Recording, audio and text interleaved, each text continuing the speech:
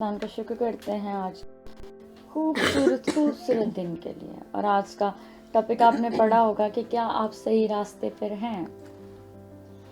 Are you on the right way? आपका right path है। आपने जो चूज किया है वो राइट पाथ है।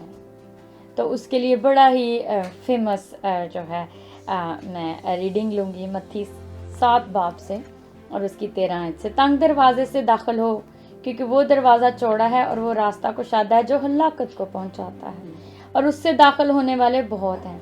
क्योंकि वो दरवाज़ा तंग है और वो रास्ता सुकड़ा है जो ज़िंदगी को पहुंचाता है ज़िंदगी को पहुंचाता है, और उसके पाने वाले थोड़े हैं। कुरान के पाक कलाम को पढ़े और समझने पर कुरान की बरकत। बहुत सारे लोग ऐसा सोचते हैं कि जब हम क्रिश्चियन हो जाते हैं तो हमारे रास्ते तंग हो जाते हैं और हमारी चॉइसेस डिफरेंट हो जाती हैं, हमारी फ्रीडम चली जाती है। जिस तरीके से आपने पहले इस आयत पे मैसेज सुना है, मैं ऐसा कुछ भी नहीं आज आपको बताने वाली हूँ। मैं आपको ये बताने वाली हूँ आपका फैसला राइट और रॉन्ग कैसे हो सकता है। अगर आप तंग रास्ता चुनते हैं और अगर आप तंग रास्ते पे चलना चाहते हैं तो वो रास्ता आपके लिए आसान कैसे है, ये मैं आज आपको बताना चाहती हूँ। खुदावंद कहता है कि 2 रास्ते हैं, एक ब्रॉड है, खुला है, दूसरा नैरो है, तंग है। और जो खुला रास्ता है वो हलाकत की तरफ लेके जाता है। आजकल जब हमें कॉल्स आती हैं, मैंने इसको ये मैसेज जब मेरे जहन में आया कि कैसे हो सकता है, लोग कहते हैं हमारी मदद करें, मैं कंफ्यूज हूँ, मुझे समझ नहीं आ रही मैं फैसला कैसे करूँ। हम क्यों अपने फैसलों में, अपना रास्ता चूज करने में कंफ्यूज होते हैं और हमें समझ नहीं आती है कि हम अपना फैसला कैसे करें? क्योंकि हमारा जो रिस्पॉन्स है वो अपने गोल की तरफ, अपने रास्ते की तरफ, अपनी डिसीजन की तरफ कैसा है। हमारा रिस्पॉन्स प्रेयर होना चाहिए। जब हमें समझ नहीं आती है कि जिस रास्ते पे मैं हूँ वो तंग है या खुला है, वो कुशादा है या सुकड़ा हुआ है, तो हमारा पहला रिस्पॉन्स अपनी कंफ्यूजन का होना चाहिए स्टे इन द प्रेयर और कांस्टेंट प्रेयर। ऐसा नहीं कि एक आपने एक वर्स बाइबल की आज आपने दुआ की, बाइबल खोली, एक वर्स सामने आ गई और आपने कहा इस वर्स के बेसिस पे मैंने अपना ये फैसला किया है, मैंने अपना ये रास्ता चुना है।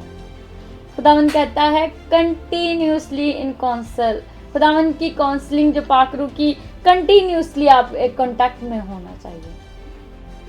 ऐसा नहीं हो कि आपने एक दिन दुआ की है, आपको सामने एक बाइबल की वर्स आई है और आपने अपना फैसला कर लिया। ऐसा नहीं है। आपको कंटिन्यूसली खुदावंद के कनेक्शन में रहना पड़ता है कि मैं जिस रास्ते पे चलने वाला हूँ, मैं जो फैसला करने वाला हूँ वो कुशादा या सुकड़ा हुआ है, क्योंकि आपका दुश्मन भी आपके इर्द गिर्द होता है जो आपको भटकाने के लिए हर वो मुमकिन एफर्ट करता है जो उसको करना होती है। यीशु मसीह सलीब पे थे और जबकि दूसरे 2 डाकू थे उनके दाएं और बाएं, और एक ने क्या कहा, अगर तू खुदा का बेटा है तो खुद भी बच और मुझे भी बचा। इवन के वो रास्ता तंग है और खुदा यीशु मसीह उस तंग रास्ते में से गुजर रहे हैं, दुश्मन फिर भी उनको अटैक करने से नहीं रोकता, क्योंकि वो वहीं पे भी उनको दुश्मन जो है वो उकसाने की कोशिश करता है ताकि वो उस जो तंग रास्ते को उन्होंने चूज किया है इंसान होते हुए, वहां पे वो अपने जलाल को, अपनी हशमत को, अपनी अथॉरिटी को इस्तेमाल करें एंड वो रास्ता बंद हो जाए हमारे लिए, आपके लिए, मेरे लिए।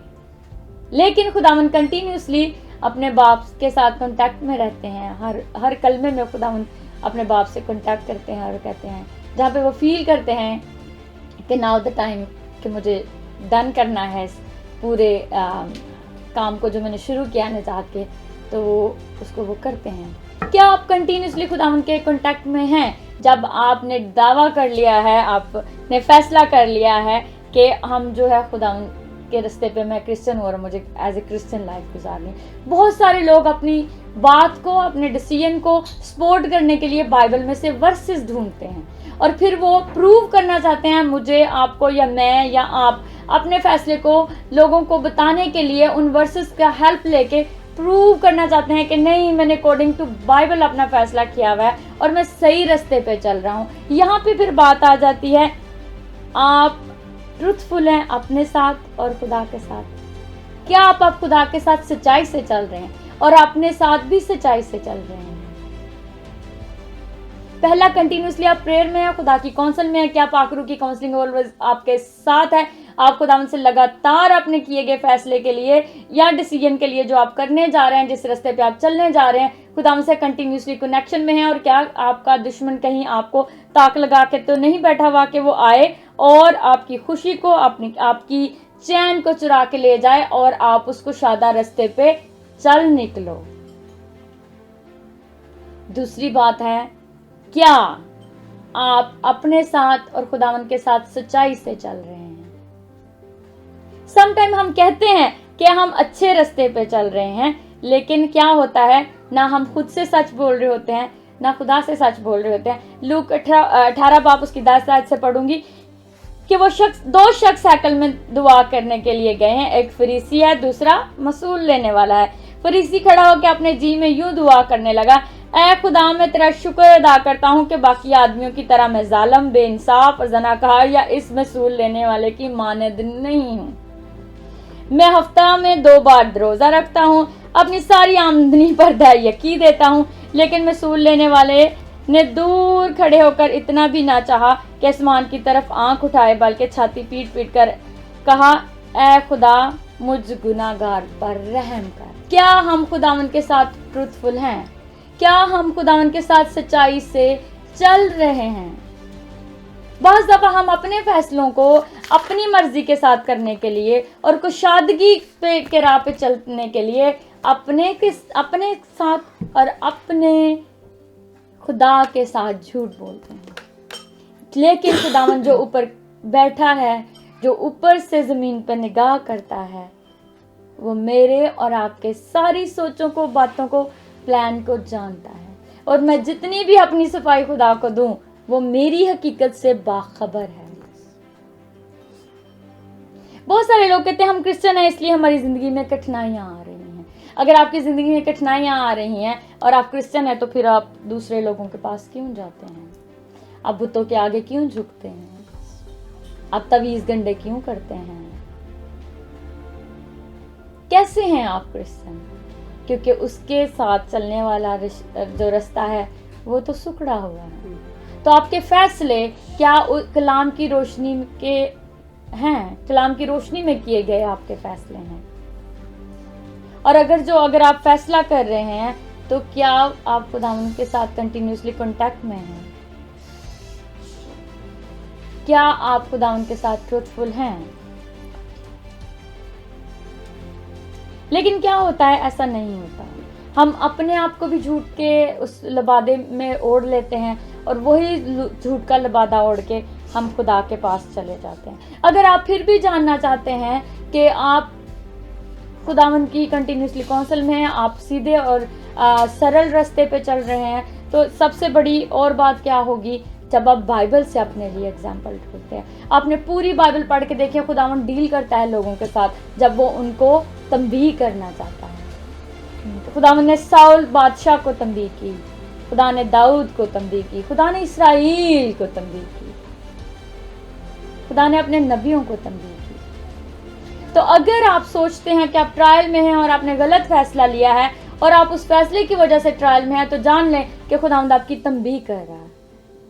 आपको उस तंबीह को एज ए लेसन लेना है और अपने ट्रायल को भगाने की कोशिश नहीं करनी, बल्कि उस ट्रायल से कुछ सीखना है। मैं बहुत सारे लोगों को अपने गिर्द देखती हूँ, वो एक गलती करते हैं, दूसरी करते हैं, कंटिन्यूसली करते जाते हैं और सेम मिस्टेक्स करते हैं, और फिर वो ट्रायल को ख़त्म करने के लिए खुदा से दुआ मांगते हैं, लोगों से दुआ करवाते हैं, लेकिन वो उस तंबीह को एज ए लेसन अपनी ज़िंदगी में नहीं लेते। वो बार बार गलत रास्ते को चूज करते हैं।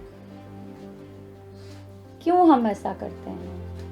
हम इसलिए ऐसा करते हैं कि हम सुकड़े रास्ते पे, तंग रास्ते पे चलना नहीं चाहते और हम अपने लिए जवाब ढूंढते हैं हर उस फैसले का जो मेरे लिए है, मेरे फ्यूचर के लिए है, आप मेरे बच्चों के लिए है, आने वाली ज़िंदगी के लिए है, फाइनेंस के लिए है, बिजनेस के लिए है, काम के लिए है, हर तरीके से हम खुदा को अपनी मर्जी देना चाहते हैं, उसकी मर्जी को अपनी जिंदगी में अप्लाई करना नहीं चाहते हैं।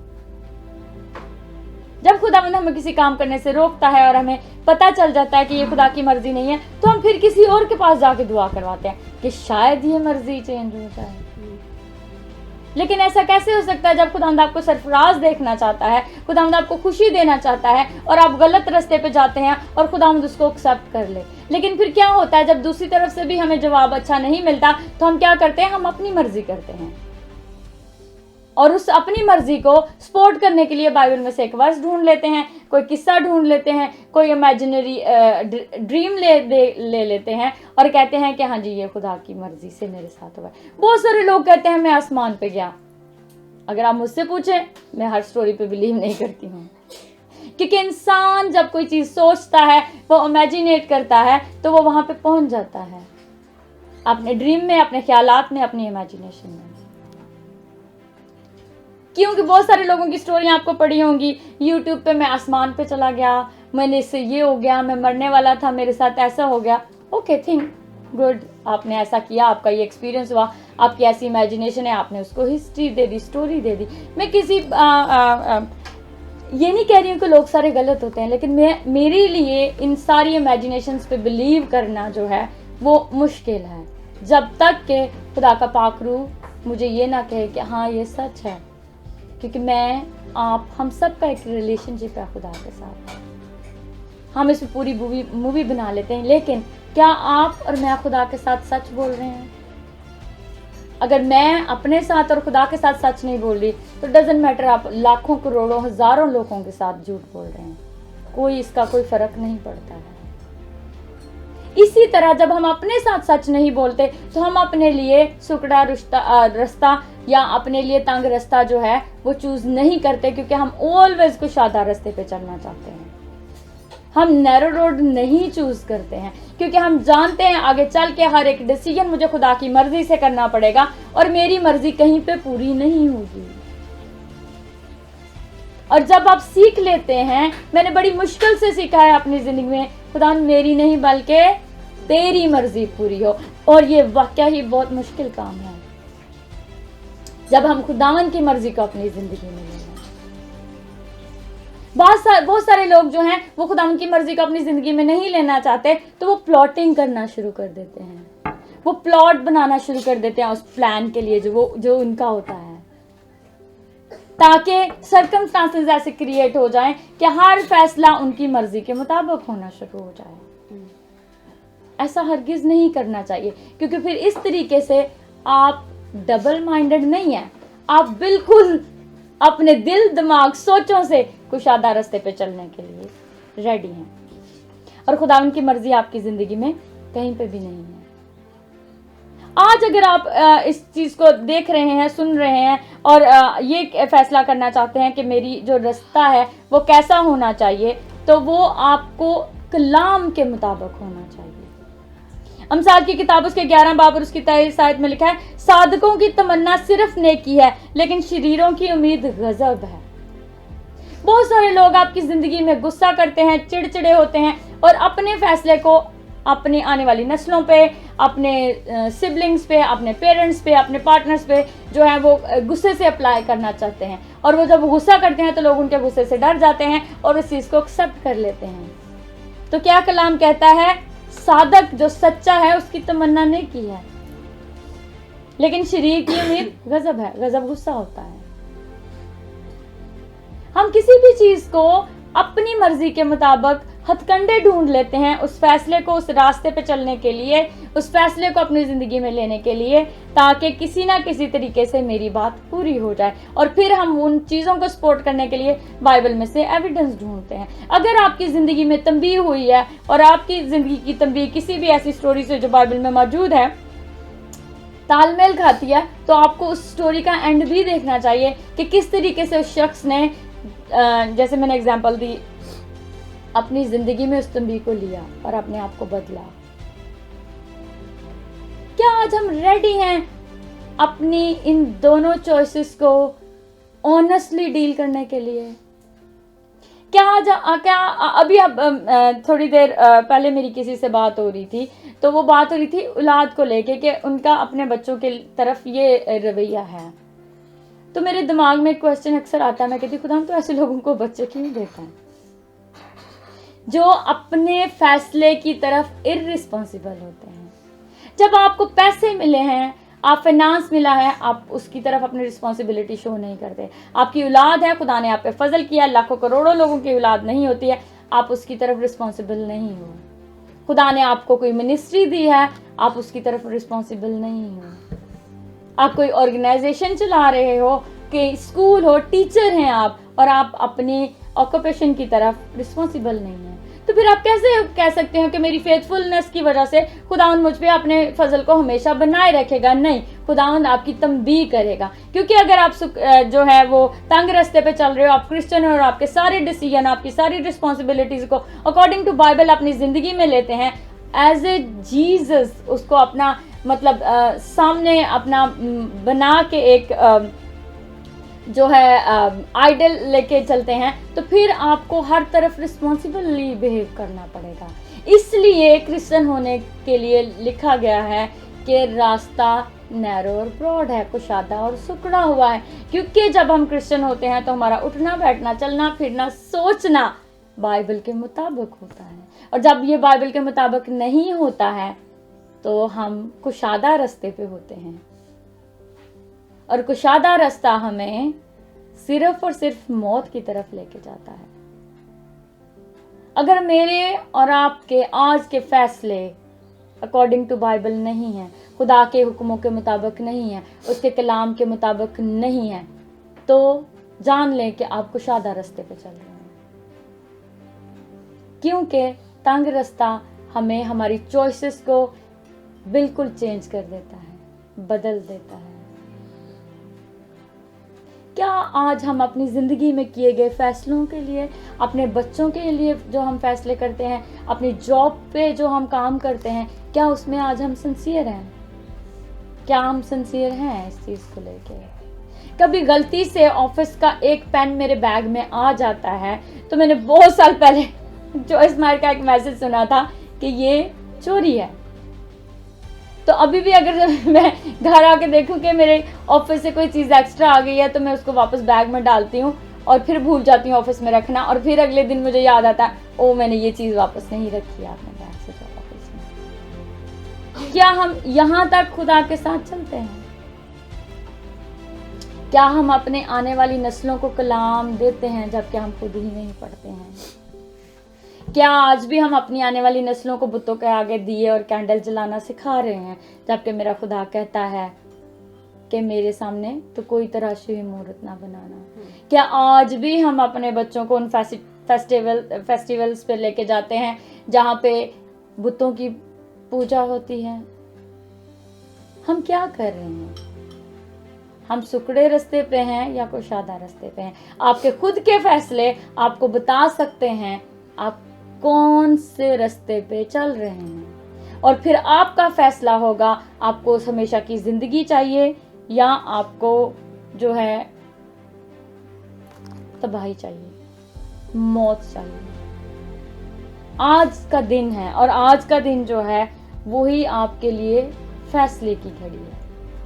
कल का कोई पता नहीं है, पता नहीं मैं कल जिंदा रहूं या ना रहूं, लेकिन आज का दिन जो मेरे खुदा ने मुझे बनाया है, आज ही मुझे उसको लेना है अपनी ज़िंदगी में, और आज ही उसके साथ चलना है, ताकि मेरा खुदा मेरे साथ मेरी बातों को, मेरी इरादों को जान सके। हम क्यों नहीं अपने खुदावंद के साथ पूरे दिल से चलते? हम क्यों उसके सामने भी प्रिटेंड अपने आप को करते हैं? हम क्यों उसके सामने एक झूठा लबादा ओढ़ के चले जाते हैं, जबकि वो जानता है मैं कौन से रास्ते पे चल रहा हूँ?